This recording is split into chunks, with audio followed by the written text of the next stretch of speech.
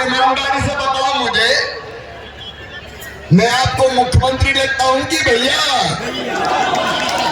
और भांजे भांजियों का और क्या भैया? ऐसे देखो, मैं भैया हूं, मामा हूं, और इसलिए मेरी लाडली बहना, दिवाली और धनतेरस के पहले मैंने कल तुम्हारे खाते में पैसा डाल दिए हैं।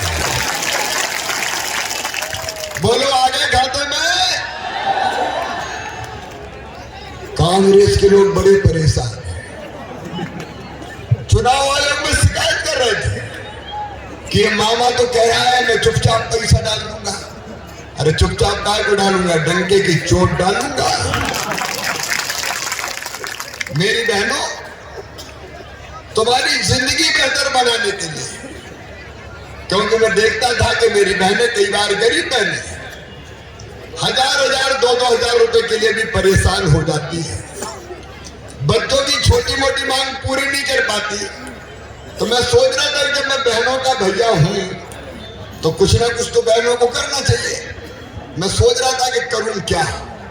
अंततः मुझे लगा कि और कोई चीज देने से फायदा नहीं है, सीधे बहनों के खाते में पैसा डाल दो, वो अपने हिसाब से उस पैसे का उपयोग करेगी।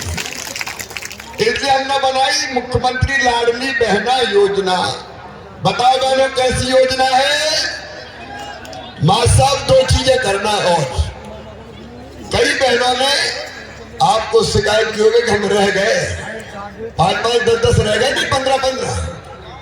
तो अब सुन लो, जो बहनें रह गई है इस चुनाव के बाद सरकार बनने पे पोर्टल खोल के उनके नाम भी डाल दिए जाएंगे। अच्छा, एक बात मेरी बेटियों ने कही। बेटियों ने कहा कि मामा, तुमने ये 21 साल की उम्र में शादी की शर्त क्यों डाली? हमें तो पढ़ना है, नहीं करना 21 साल में शादी, तो हमें क्यों नहीं दे रहे? तो हमने तय कर लिया है, अध्यक्ष जी नेतृत्व को भी मैं कह रहा हूं कि 21 साल के बाद 21 साल तक कोई बेटी की भी शादी हुई हो चाहे नहीं हुई हो, उनके खाते में भी पैसा डाला जाए। और मेरी बहनों, 1250 ही थोड़ी रहेगा, पैसे की जुगाड़ में लगाऊं मैं। बहनें बहुत है मेरी,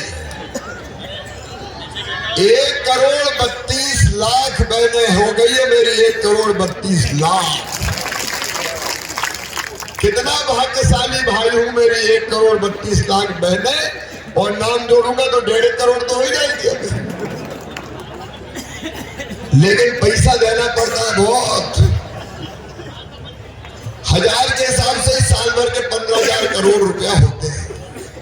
बताओ, कोई और दे सकता था क्या? लेकिन यही नहीं रुकूंगा, पैसे की व्यवस्था होते ही 1250 से बढ़ा के 1500 करूंगा, 1500 से 1750, फिर 2000, फिर 2250, फिर 2500, फिर 2750, और बाद में कितने करूंगा? 3000 करूंगा। मैं सच कह रहा हूं, तब मैं अपनी जिंदगी धन्य मानूंगा और मुझे लगेगा कि मैंने अपनी बहनों के लिए कुछ कर दिया है। मुझे चैन की नींद आई। आपकी जिंदगी बदलना, जनता की जिंदगी में खुशहाली लाना, ये मेरी जिंदगी का मकसद है। और मेरी बहनों, बताओ, इस योजना के बाद तुम्हारे जीवन में खुशी आई कि नहीं आई? कई बहनों ने छोटे छोटे काम धंधे चालू कर दिए। कोई ने सिलाई मशीन करके सिलाई शुरू कर दी, कोई ने छोटी मोटी दुकान खोल दी, और कई बहनों ने बताया भैया देखो एक बात है। मैं कहा क्या खुशी आई? उनने कहा आजकल तो घर में ही हमारी पूछ परख और इज्जत बढ़ गई है। आजकल तो सासू माँ बड़े प्यार से बोलती है, बहू कोई परेशानी तो नहीं है। और कई बार पतिदेव भी, पहले तो कई बार डांट डूट देते थे, अब कहते पप्पू की मम्मी सब ठीक है ना, पैसे आ गए कि नहीं आए? देखिए सम्मान मिला है मेरी बहनों, पैसा नहीं, मैंने तुम्हें तुम्हारा मान दिया है, तुम्हारा सम्मान दिया है, तुम्हारा अधिकार दिया है। और किसान भाइयों, अरे 1250 अगर बहनों को मिल रहा है तो 1000 अपन को भी तो मिल रहा है। 6000 पीएम साहब के। मैंने भी हिम्मत की 6 पीएम दे रहे थे, पहले 4 शुरू की, अब मैं भी 6 दे रहा हूं। और इतने ही थोड़ी छोड़ेंगे यार, आने दो जरा पैसे। मैं तो ये सोच रहा हूं किसान भाइयों, आपसे पूछ रहा हूं कि बजाय इधर उधर की सब्सिडी देने के, अब सब्सिडी कभी इधर चली गई कभी उधर चली गई, तो मेरे मन में भी सब्सिडी वब्सिडी सब इधर उधर की छोड़ के सीधे किसानों के खाते में पैसा दो, किसान जो चाहे वो उसका उपयोग करे। बोलो आपको ठीक लगता है ये? मैं तो आप सबसे पूछ रहा हूं, ये ठीक रहेगा? क्योंकि किसान अपने हिसाब से उपयोग करने को ना, जिस चीज की जरूरत होगी उसका उपयोग करेगा। मेरे बहनों और भाइयों, कांग्रेस ने कभी किसान को कुछ नहीं दिया। अगर मोहनपुर और कुंडलिया में दिया तो शिवराज सिंह चौहान और भारतीय जनता पार्टी ने। इतने साल इनकी सरकार रही, बताओ एक बात बनाया कांग्रेस ने कभी? ये जीरापुर, खिलचीपुर, राजगढ़ की पवित्र धरती, मुझे कहते संतोष है कि मैं इस धरती माँ की सेवा कर पाया, अपने किसानों की सेवा कर पाया। और आज ये संकल्प है, एक एक खेत में पानी की व्यवस्था के लिए जी जान लगा दूंगा, कोई कसर नहीं छोड़ूंगा। नई योजना सुठालिया वगैरह उन पर भी हम लोग काम कर रहे हैं। और मुझे अभी बताया कि दोनों बांध से जल्दी पानी छोड़ने की जरूरत है, तत्काल व्यवस्था कर दूंगा, आप चिंता मत करना। यहाँ से जाने के बाद में चर्चा करूंगा समय पे पानी। और मुझे बताया कि थोड़ी सी बिजली की गड़बड़ हो रही है, उसको भी जाकर ठीक कर दूंगा, बिल्कुल चिंता मत करना। बोलो भारत माता की। अरे आपकी सेवा और आपकी खुशी ही मेरी जिंदगी है, मुझे और क्या चाहिए मेरे बहनों भाइयों। मैं आपका सेवक। कांग्रेस के नेता खड़गे कह रहे थे कल कि शिवराज तो अपने आप को भगवान मानता है। अरे खड़गे साहब, मैं भगवान नहीं मानता, मैं तो कहता हूँ मध्य प्रदेश मेरा मंदिर है, उसमें रहने वाली है जनता ही मेरी भगवान है। और इस जनता का पुजारी शिवराज सिंह चौहान है। मैं अहंकार में, अभिमान में डूबा व्यक्ति नहीं हूं, मैं अपनी जनता का सेवक हूं। और आगे जो काम करना है बहनों और भाइयों, मैं आज उन कामों को आपको कुछ प्रमुख चीजें गिनाना चाहता हूं। एक, मुझे कई जगह बहनों ने कहा, आप भी जाते होंगे तो देख लो, मेरी टूटी टपरिया, कच्चा घर।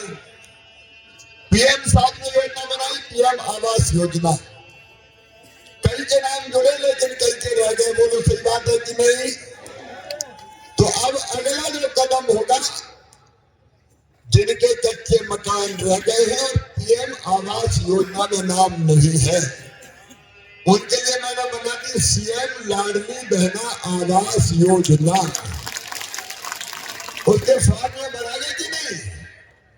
सरकार बनते ही फॉर्मों की जांच करके और उन सबको भी पक्के मकान बनाने के लिए पैसा दिया जाएगा।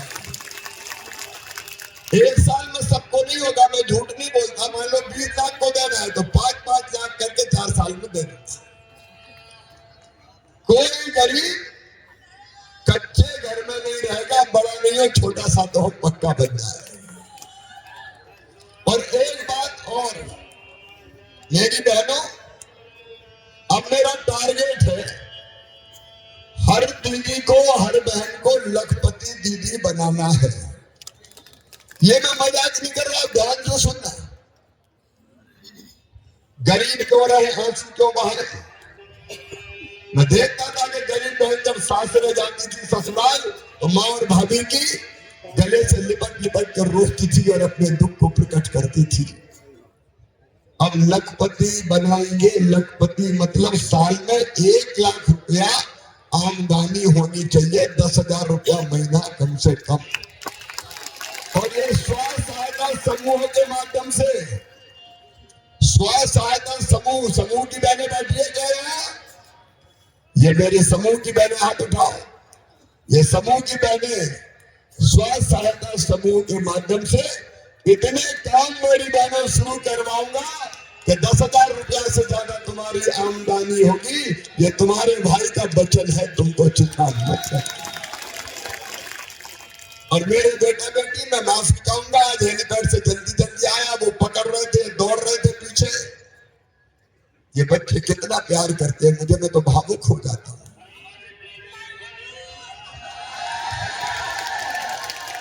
छोटे बच्चे तो जानते नहीं है कि मुख्यमंत्री क्या होता है।